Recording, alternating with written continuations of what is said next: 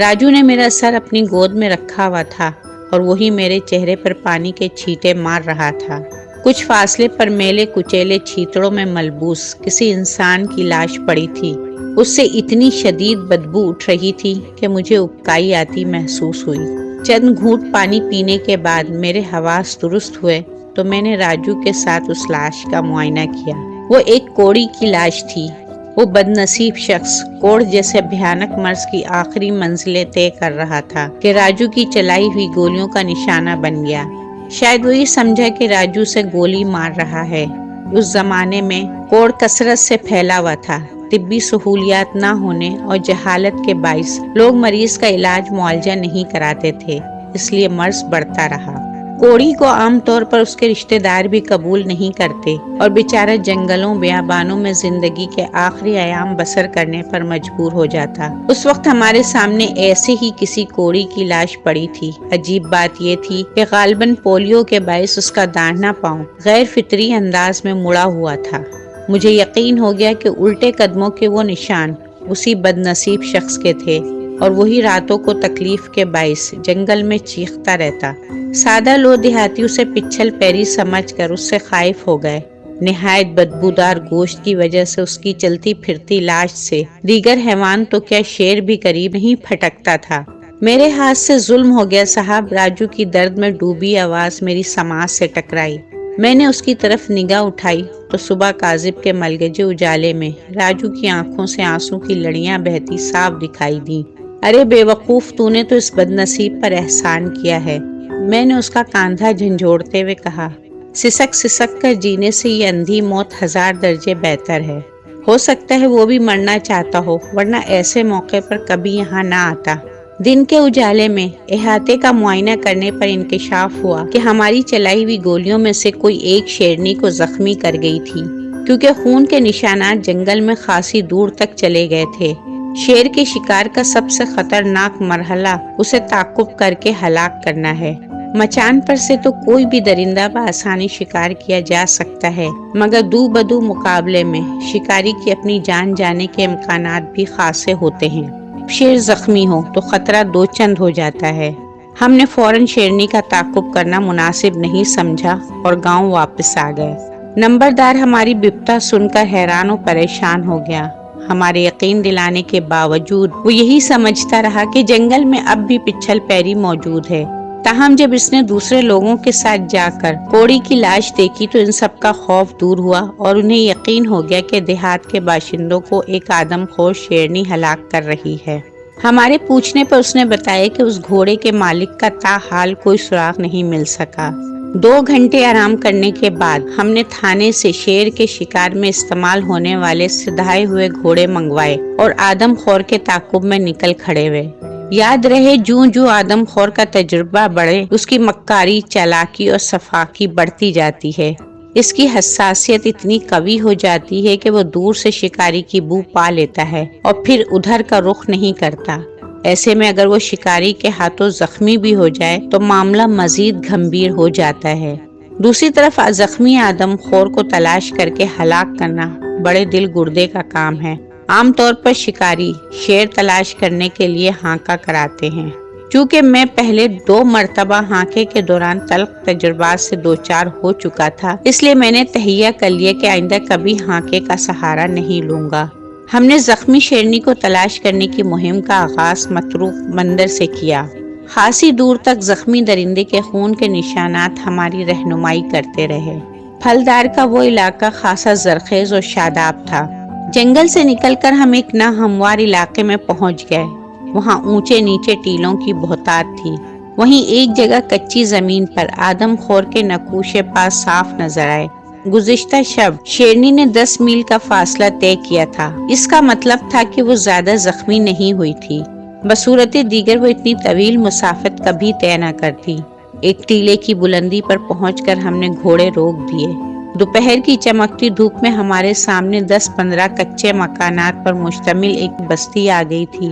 شیر کے قدموں کے نشانات اسی بستی تک جا رہے تھے۔ اس کے پار سبزے سے ڈھکی اونچی نیچی پہاڑیاں تھیں، جن کے پیچھے پھر گھنے جنگل کا سلسلہ شروع ہو جاتا تھا۔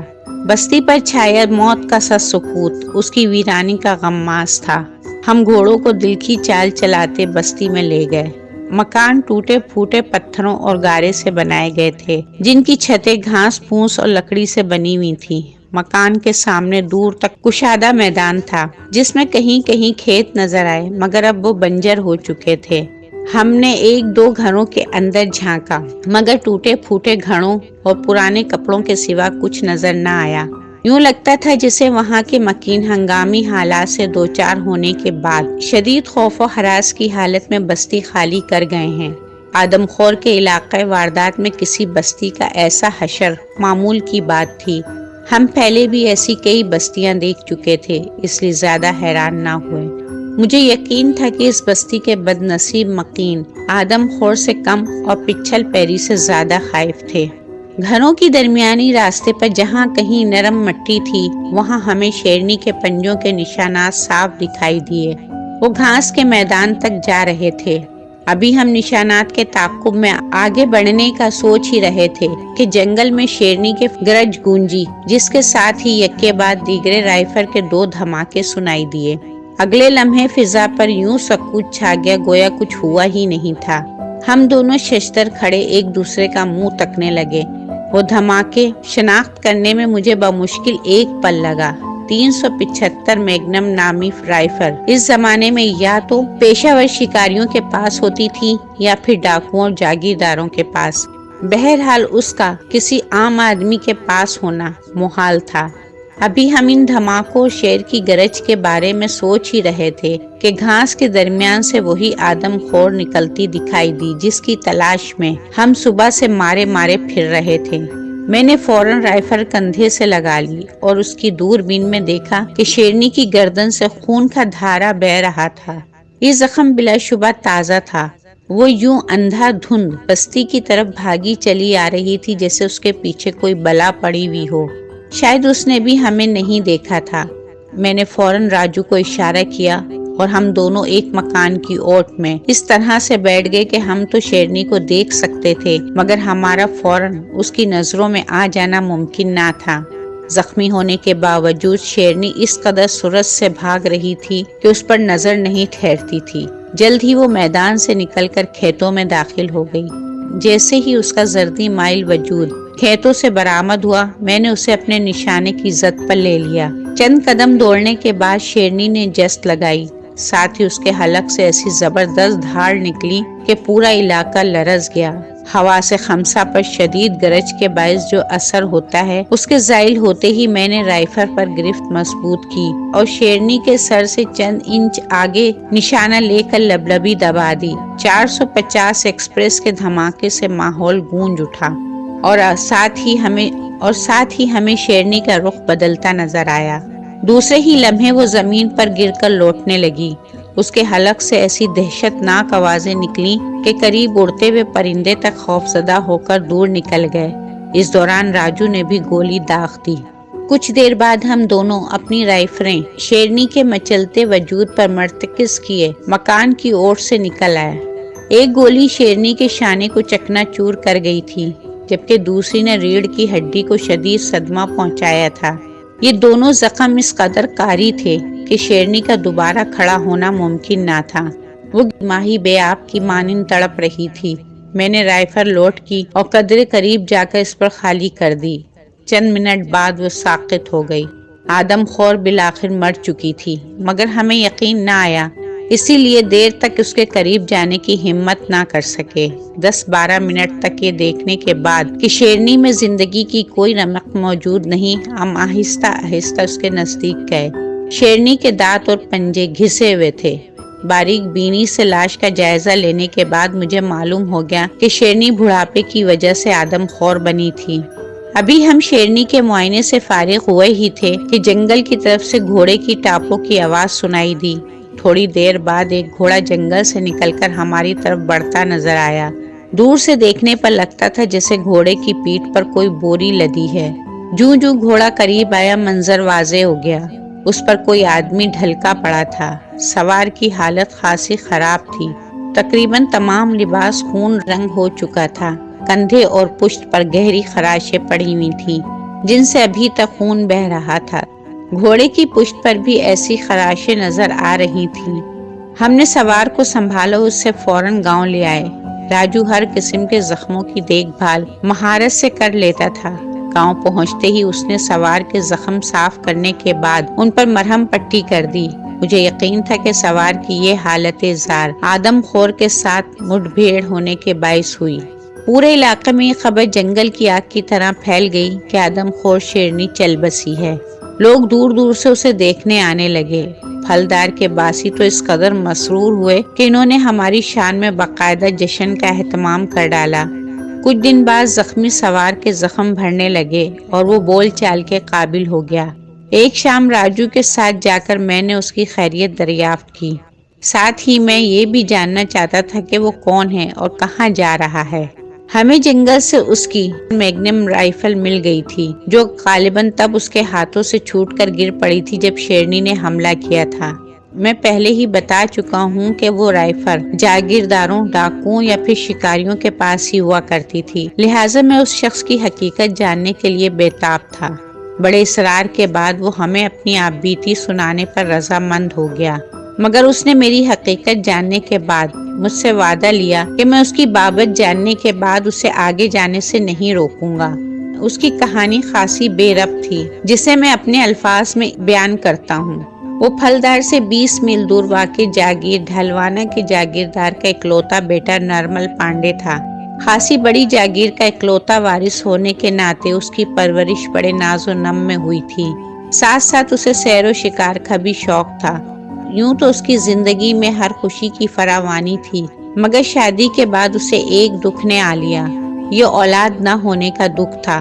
جاگیردار کے ذاتی معالجین نے ہر طرح کے علاج معالجے آزما ڈالے، مگر بے سود۔ آخر میاں بیوی نے جوتشیوں اور پنڈتوں کا سہارا لیا۔ 2 ماہ کی تلاش بسیار کے بعد ان کا پالا ایک ایسے جوتشی سے پڑا جس کا دعویٰ تھا کہ وہ ناممکن کو ممکن بنا سکتا ہے۔ اس نے میاں بیوی کو ایک ایسا عمل بتایا جس کے کرنے سے انہیں زندگی میں ایک بار اولاد مل جاتی، لیکن انہیں یہ عمل بالکل پسند نہ آیا، کیونکہ کامیابی کی شرط یہ تھی کہ ایک 10 ماہ کے بچے کے خون سے سر دھویا جائے۔ یہ شرط بیوی کے لیے مخصوص تھی۔ نرمل تو ایسا انسانیت سوز عمل کرنے پر راضی نہ ہوا، لیکن اس کی بیوی چپکے 10 ماہ کے بچے کی کھوج میں لگ گئی۔ بالآخر اس کے ملازم نے اسے بتایا کہ پھلدار کے ایک گاؤں میں ایک غریب کمہار کا بیٹا چند روز تک 10 ماہ کا ہو جائے گا۔ جاگیردارنی کے لیے یہ بہت بڑی خبر تھی۔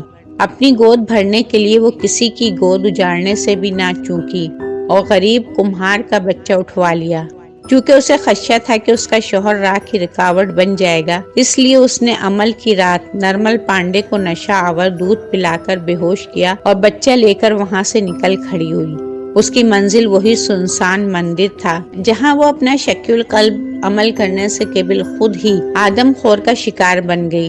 نرمل کے ساتھ بعد میں جو حالات پیش آئے وہ یہ تھے کہ جیسے ہی اسے ہوش آیا، اس نے ملازموں سے اپنی بیوی کے بارے میں پوچھا۔ انہوں نے بتایا کہ وہ اپنے رشتہ داروں سے ملنے گئی ہے، لیکن اس کا دل نہیں مانتا تھا، کیونکہ وہ اس کے بغیر کبھی کہیں نہیں گئی۔ بہرحال کچھ دن انتظار کرنے کے بعد بھی اس کی کوئی خبر نہ ملی تو اس نے رشتہ داروں کے ہاں جانے کی ٹھانی۔ ابھی وہ جنگلوں سے گزر ہی رہا تھا کہ ایک زخمی شیرنی سے مٹ بھیڑ ہو گئی۔ اس کے بعد کے واقعات سے آپ بخوبی واقف ہیں۔ تم نے کہا تھا کہ میں تمہاری آپ بیتی سننے کے بعد تمہیں آگے جانے سے نہ روکوں گا، مگر مجھے افسوس ہے کہ تمہارے آگے جانے کا کوئی فائدہ نہیں، میں نے گھمبیر لہجے میں کہا۔ تو نرمل پانڈے نے مجھے چونک کر دیکھا۔ میں نے کچھ کہنے کے بجائے جیب سے کپڑے میں لپٹا ہوا خون آلود تعویذ نکالا اور اس کے سامنے رکھ دیا۔ وہ پھٹی پھٹی آنکھوں سے تعویذ کو دیکھتا رہ گیا، کیونکہ اس پر نرمل کی بیوی کا نام کندا تھا۔ یہ کیا ہے؟ اس کے منہ سے فقط اتنا ہی نکل سکا۔ تمہاری بیوی ایک غریب کے بچے کا بلیدان دینا چاہتی تھی، میں نے سرسراتی ہوئی آواز میں جواب دیا، مگر قدرت نے اسے آدم خور کا لقمہ بنا ڈالا۔ یہ کہہ کر میں نے اسے غم و اندھوں کی تصویر بنا چھوڑا اور راجو کے ساتھ کمرے سے نکل آیا۔ راجو، میں نے پائپ سلگاتے ہوئے کہا، شکر ہے کہ آدم خور کے ساتھ ساتھ ایک ڈائن بھی قدرت کے غیبی ہاتھ کا شکار ہو کر کیفر کردار کو پہنچ گئی۔